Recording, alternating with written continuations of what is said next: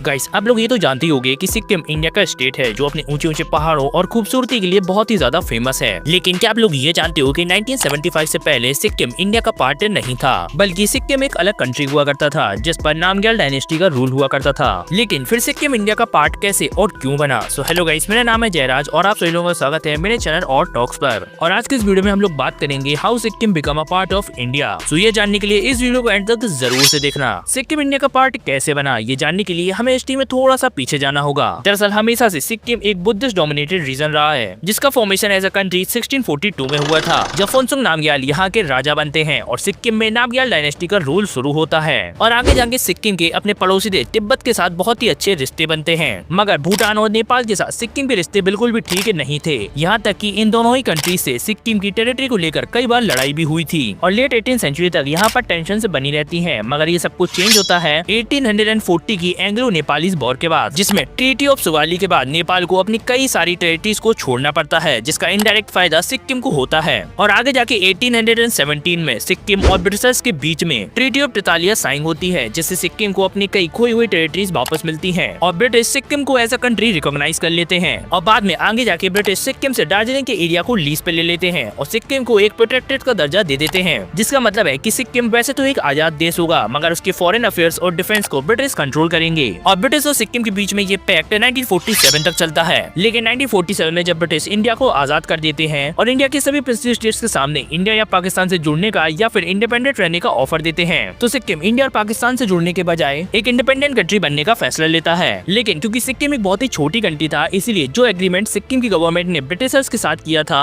वही same agreement Sikkim India के साथ भी कर लेता है, जिससे सिक्किम वापस से इंडिया का एक प्रोटेक्टेड बन जाता है। जिसका मतलब था कि बिल्कुल आज के भूटान की तरह इंडिया सिक्किम के फॉरेन अफेयर्स और डिफेंस को संभालेगा। लेकिन बाद में कई चीजें बदलने लगती हैं और सिक्किम पर कई थ्रेट आने लगते हैं, जिसमें पहला थ्रेट था चाइना। दरअसल 1959 में तिब्बत को एनेक्स करने के बाद चाइना की नजर लद्दाख, नेपाल, भूटान, सिक्किम और अरुणाचल प्रदेश पे थी, क्योंकि चाइना इन्हें तिब्बत का पार्ट मानता था और उसके हिसाब से ये पांचों रीजन को चाइना का पार्ट होना चाहिए था। और 1962 में इंडिया चाइना वॉर के बाद इस बार चाइना की नजर सिक्किम पर थी और क्योंकि सिक्किम को प्रोटेक्ट करने की ड्यूटी इंडिया की थी, इसीलिए आए दिन इंडियन सोल्जर्स और चाइनीज सोल्जर्स के बीच में सिक्किम के बॉर्डर्स पर लड़ाइयाँ होती रहती थी। यहाँ तक कि 1967 में तो इंडिया और चाइना के बीच में सिक्किम के नाथुला में एक वॉर भी हो जाती है, जिसमें इंडिया के 90 सोल्जर्स शहीद हो जाते हैं, तो वहीं दूसरी तरफ चाइना के 350 से ज्यादा सोल्जर्स की मौत हो जाती है, जिससे सिक्किम के ऊपर चाइना का थ्रेट और भी ज्यादा बड़ा हो जाता है। लेकिन चाइना के थ्रेट के अलावा भी सिक्किम के अंदर भी सब कुछ ठीक नहीं था, क्योंकि सिक्किम की जनता सिक्किम के राजा थोंदुम नामग्याल से बिल्कुल भी खुश नहीं थी और सिक्किम के सभी लोग सिक्किम के अंदर डेमोक्रेसी चाहते थे। और इसी चीज को लेकर के सिक्किम के अंदर लार्ज स्केल प्रोटेस्ट स्टार्ट हो जाते हैं, जिसमें इंडिया की मीडिएशन से सिक्किम में वापस से पीस को रिस्टोर किया जाता है। मगर इस बार सिक्किम में एंट्री होती है अमेरिका की। दरअसल सिक्किम के लास्ट रूलर थोंदुम नामग्याल ने एक अमेरिकन लेडी से शादी की थी जिनका नाम था होप कुक, मगर इन पर ये आरोप लगता है कि ये महिला एक्चुअली में CIA की एजेंट है और CIA की मदद से अमेरिका सिक्किम में अपना प्रेजेंस बनाने की कोशिश कर रहा है, जिसके चलते सिक्किम में तो प्रोटेस्ट होते ही हैं, मगर इंडिया में भी इससे एक बड़ी टेंशन खड़ी हो जाती है,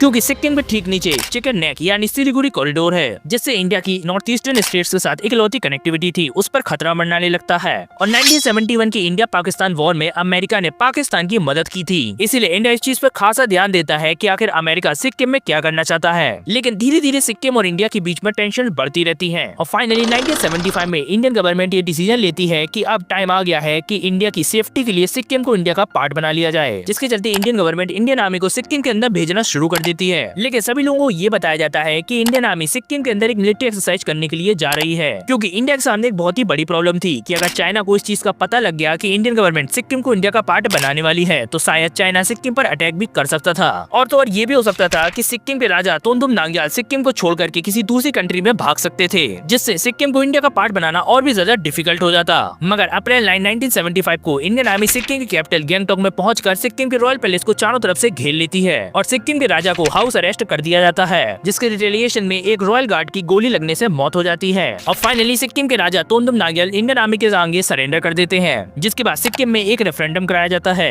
जिसमें मेजोरिटी लोग सिक्किम को इंडिया में ज्वाइन करने के फैसले के सपोर्ट में होते हैं, जिसके बाद इंडियन गवर्नमेंट के द्वारा इंडियन कॉन्स्टिट्यूशन में अमेंडमेंट किया जाता है, जिससे सिक्किम इंडिया का 22nd स्टेट बन जाता है। और कुछ इस तरह फाइनली सिक्किम के अंदर मोनार्की का एंड होता है और सिक्किम इंडिया का पार्ट बन जाता है और सिक्किम के लोग इंडिया के सिटीजन। सो गाइस, कुछ इस तरह सिक्किम जो 1975 से पहले एक अलग देश हुआ करता था, वो फाइनली इंडिया का पार्ट बन जाता है। वैसे इस पर आपका क्या थॉट है, कमेंट करके जरूर बताइएगा। और अगर आपको ये वीडियो पसंद आए तो प्लीज तेजी से लाइक और शेयर कर देना और ऐसे में वीडियोस देखने के लिए इस चैनल को सब्सक्राइब कर लेना। मिलते हैं एक और ऐसी मजेदार वीडियो में, तब तक के लिए धन्यवाद।